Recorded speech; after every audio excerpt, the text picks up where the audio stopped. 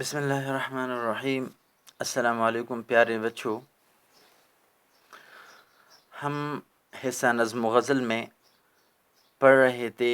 جناب بہادر شاہ ظفر کو۔ کل ہم نے بہادر شاہ ظفر کا تعارفی نوٹ پڑھا تھا، اور اس میں ہم نے یہ پڑھا تھا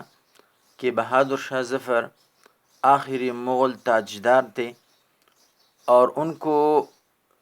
خلافت یا بادشاہت اس وقت ملی جب انگریزوں نے بہت سارا عمل دخل کر کے اس کی حکومت کو کمزور بنا دیا تھا۔ 1857 کی جنگ آزادی ناکام جنگ آزادی کے طور پر وہ وہاں پر پہلے سے قدم جما چکے تھے، تو لہٰذا اس جنگ کے ذریعے انہوں نے یہ برائے نام جو حکومت تھی اس کا بھی خاتمہ کر دیا، اور بہادر شاہ ظفر کو بہت زیادہ اذیتناک موت دے دی گئی،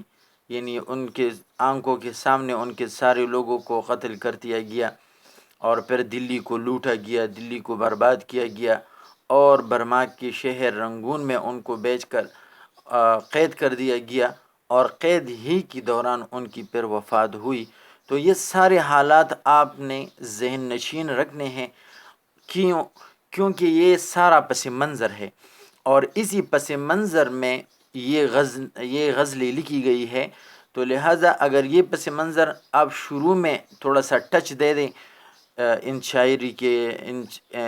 شاعری کی وضاحت لکھنے میں، تو بہت زیادہ مزہ آئے گا۔ اور دوسری بات یہ کہ جو پڑھنے والا ہوتا ہے، جو چیک کرنے والا ہوتا ہے، وہ جان جاتا ہے کہ یہ جو اسٹوڈنٹ ہے تو اسے سارے حالات کا پتہ ہے۔ اچھا جی، غزل ہم پڑھیں گے۔ غزل نمبر 1 ہے، شاعر اس کے ہیں بہادر شاہ ظفر۔ بہادر شاہ ظفر جس طرح ان کی شاعری کے بارے میں کل ہم نے ان کے تعارفی نوٹ میں پڑھا تھا، یہ بات بہت زیادہ اہم ہے۔ کتاب والوں نے لکھا تھا کہ ان کی شاعری ان کی جتنی غزلیں ہیں تو ان کے تقریباً 2 حصے ہیں، ایک رنگین شاعری ہے اور ایک وہ افسردہ شاعری۔ لیکن وہ جو افسردہ شاعری ہے وہ تو آلریڈی ان کے ہر شعر سے ان کے خون کا ان کے جگر کا خون ٹپکتا ہے۔ لیکن ان کی جو رنگین شاعری ہے ان میں بھی ایک اداس سا ماحول ہے جو غزل کے سارے ماحول پر چھایا ہوا ہے۔ تو شاعر کہتے ہیں مطلع میں، یا تو افسر میرا شاہانہ بنایا ہوتا یا تو افسر میرا شاہانہ بنایا ہوتا، یا میرا تاج گدایانہ بنایا ہوتا۔ شاعر نے مطلع کسی غزل یا نظم کے پہلے شعر کو مطلع کہا جاتا ہے، اور یہ آپ سیکھ چکے ہیں، پڑھ چکے ہیں کہ مطلع کی پہچان یہ ہے کہ مطلع ہمیشہ ہم قافیہ اور ہم ردیف ہوگا۔ قافیہ ردیف سے پہلے جو ہم آواز الفاظ آتے ہیں انہیں قافیہ کہتے ہیں، جس طرح یہاں پر یہ شاہانہ ہے یا گدایانہ ہے یا پھر جانانہ ہے یا پیمانہ ہے، تو یہ الفاظ آپس میں ہم قافیہ ہے، ہم قافیہ یعنی ہم آواز۔ اور اس قافیہ کے بعد جو الفاظ جو کہ تو آ رہے ہیں، ایک جیسے آ رہے ہیں، تو یہ اس غزل کی ردیف ہے، جس طرح یہاں پر ہے بنایا ہوتا بنایا ہوتا بنایا ہوتا بنایا ہوتا۔ تو یہ اس کی قافیہ شاہانہ گدایانہ قافیہ، اور بنایا ہوتا اس کی ردیف۔ تو جو شعر ہم قافیہ اور ہم ردیف ہوگا اور پہلا شعر ہوگا تو وہ اس غزل کا مطلع کہلائے گا۔ تو مطلع میں شاعر لکھتے ہیں کہ اے اللہ تعالیٰ سے گلہ کر رہے ہیں، اللہ تعالیٰ سے فریاد کر رہے ہیں کہ اے اللہ، یا تو افسر میرا شاہانہ بنایا ہوتا۔ افسر کی معنی ہے شان، شاہانہ شاہ کی معنی ہے بادشاہ، جس طرح حمد میں یہ لفظ گزرا تھا شاہ، اور اس کا پھر اپوزٹ بھی ہم نے لکھا تھا گدا یعنی فقیر۔ تو شاعر کہتے ہیں کہ یا تو افسر میرا شاہانہ بنایا ہوتا، اے اللہ یا تو میری جو شان ہے وہ بادشاہوں جیسی بنائی ہوئی تھی، یا میرا تاج، یا جو میرے سر پر جو بادشاہت کا تاج رکھا ہے یہ گدایانہ بنایا ہوتا، یہ بس خالص خالص جو فقیر ہوتے ہیں اور حقیقی زندگی میں جو فقیر ہوتے ہیں بالکل ان جیسا بنایا ہوتا۔ اصل میں شاعر اپنی حالت بیان کر رہے ہیں۔ شاعر کہتے ہیں کہ اے اللہ تو نے میرے سر پر تاج رکھا، مجھے مغل خاندان کا آخری تاجدار بنایا، لیکن افسوس کہ مجھے بادشاہت اس وقت ملی جب مغل خاندان اپنا وقار کھو چکا ہے، جب اختیار کچھ بھی نہیں ہے، بس صرف نام کا بادشاہ ہوں، صرف لوگ صرف بادشاہ سلامت کہتے ہیں، تو مجھے اور بھی اپنی محرومی کا اور بھی اپنی کمزوری کا احساس ہوتا ہے۔ تو یا اللہ یا تو افسر میرا شاہانہ بنایا ہوتا، یا تو مجھے اپنے باپ دادا کی طرح، اکبر بادشاہ کی طرح، شاہ جہان کی طرح اور ظہیر الدین بابر کی طرح پاورفل بادشاہ بنایا ہوتا، طاقتور بادشاہ بنایا ہوتا جو سارے ہندوستان پر ایک بھرپور حکومت کر رہے تھے۔ تو یا تو ایسی بادشاہت مجھے عنایت فرماتے، اور اگر مجھے اس طرح بادشاہ بنانا اب کو مطلوب نہیں تھا، مقصود نہیں تھا، تو یا میرا تاج گدایانہ بنایا ہوتا، یا مجھے بالکل حقیقی فقیر بنایا ہوتا۔ جو فقیروں کا جو تاج ہے وہ میرے سر پر رکھا ہوتا، یعنی اس سے تو اچھا ہوتا کہ میں فقیروں کا لیڈر ہوتا، ایک بہت بڑا فقیر ہوتا، ایک بہت بڑا گدھا ہوتا۔ تو آج اگر مجھ سے کچھ چھن جاتا تو پھر میری یہ حالت نہ ہوتی۔ تو مصیبت تو یہ ہے کہ وہ بادشاہت کے جو ٹاٹ باٹ ہوتے ہیں وہ بھی میں نے دیکھ لیے، لیکن پھر مجھے نصیب نہیں ہوئے۔ تو جب یہ تو عام مشاہدہ ہے کہ جب کسی کو کوئی چیز دی جائے اور پھر اس سے لی جائے تو اسے بہت زیادہ افسوس ہوتا ہے، کسی کے پاس کچھ تھا ہی نہیں تو اسے پھر اس کا چونکہ وہ مزہ نہیں لے پاتا تو لہٰذا اسے اتنا دکھ درد نہیں ہوتا۔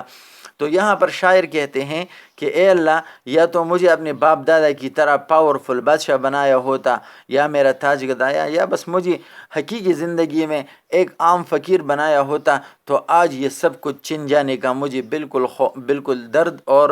بالکل دکھ نہ ہوتا۔ اور اس شعر میں جو مفہوم ہے، جو کیفیت ہے، تو تقریباً ساری غزل میں یہی کیفیت چھائی ہوئی ہے۔ شاعر آگے کہتے ہیں خاک ساری کے لیے گرچہ بنایا تو مجھے، اے اللہ اگر مجھے آپ نے عاجزی کے لیے، انکساری کے لیے، خاکساری کے لیے بنایا ہوتا، مجھے بنانا تھا عاجزی کے لیے، مجھے بنانا تھا خاکساری کے لیے، تو کیا کرتے؟ کاش افسوس خاک در جانانہ بنایا ہوتا، مجھے اپنے محبوب کے دروازے کی مٹی بنایا ہوتا۔ مٹی، ابھی مٹی یہ دنیا میں خاکساری اور عاجزی کی سب سے بڑی نشانی ہے۔ عاجزی اور خاکساری کی سب سے بڑی نشانی کیا ہے؟ مٹی اور خاک۔ جس طرح بندہ کہتا ہے کہ بس وہ بندہ اتنا خاکسار ہے جیسی زمین پر پڑی ہوئی مٹی۔ تو شاعر کہتے ہیں کہ اے اللہ اگر تو نے مجھے خاکساری کے لیے بنانا تھا، مجھے خاکسار بنانا تھا، مجھے روندنے کے لیے بنانا تھا، مجھے زمین پر گرنے کے لیے بنانا تھا، تو مجھے اپنے محبوب کے گھر اور اپنے محبوب کے دروازے اور چوکھٹ کی مٹی بنایا ہوتا، تو کم سے کم مجھے یہ شرف تو حاصل ہوتا کہ محبوب کے آتے جاتے ان کے قدموں سے مجھے ٹچ ہونے کا اور قدموں کا بوسہ لینے کا تو مجھے کچھ نہ کچھ مزہ آ جاتا۔ لیکن مصیبت یہ ہے کہ مجھے خاکسار یعنی مجھے بالکل کمزور بنا دیا، لیکن میں اپنے محبوب کے در کا اور محبوب کے دروازے کی مٹی بھی نہیں ہوں، یعنی مجھے وہ لطف بھی نہیں، تو پھر مجھے اتنا خاکسار اور پھر میری اس خاکساری کا مجھے بلا کیا فائدہ۔ اور آگے شعر میں شاعر کہتے ہیں نشہ عشق اگر ظرف دیا تھا مجھ کو، نشہ عشق، نشہ یعنی جو مجھے، یہاں پر نشہ عشق سے مراد بس عشق ہی ہے۔ نشہ عشق یعنی اے اللہ اگر تو نے مجھے عشق کا نشہ دینا تھا، اگر تو نے مجھے عشق میں مبتلا کرنا ہی تھا، اگر تو نے مجھے عشق کی بازی میں گرانا ہی تھا تو نشہ عشق کا اگر ظرف دیا تھا مجھ کو. ظرف کی لفظی معنی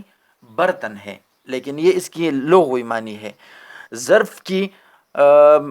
کی اصطلاحی معنی وہ چیز جو انسانی دل یہاں پر مراد ہے کہ اے اللہ اگر میرے دل میں تو نے محبت کا نشہ ہی پیدا کرنا تھا، محبت کا نشہ بھرنا ہی تھا، یا آسان الفاظ میں شاعر کہتے ہیں کہ اے اللہ اگر تجھے یہ مقصود اور مطلوب تھا کہ میں عاشق بنوں، یعنی تو نے مجھے عاشق بنانا تھا، تو پھر کیا کرتے؟ اے اللہ اگر عاشق بنانا تھا تو ٹھیک ہے، مجھے قبول ہے، مجھے سر و چشم پر منظور ہے، لیکن عشق کے لیے ایک طویل زندگی کی ضرورت پڑتی ہے. عشق کے لیے اپنے محبوب کے ناز نخرے اٹھانے کے لیے، اپنے محبوب کو اپنی محبت کا باور کرانے کے لیے، اپنے محبوب کے دل میں جگہ پانے کے لیے، اپنے محبوب کی نظروں میں اونچا مقام پیدا کرنے کے لیے، اپنے محبوب کے ساتھ خوشی کے اور مستی کے چند دن گزارنے کے لیے پھر یہ لمبی زندگی کی ضرورت پڑتی ہے. تو اے اللہ اگر مجھے عشق کا نشہ دینا تھا تو پھر عمر کا تنگ نہ پیمانہ بنایا ہوتا، یہ میری زندگی اتنی مختصر نہ بناتے تو پھر مجھے محبت میں مزہ آ جاتا. عمر کا تنگ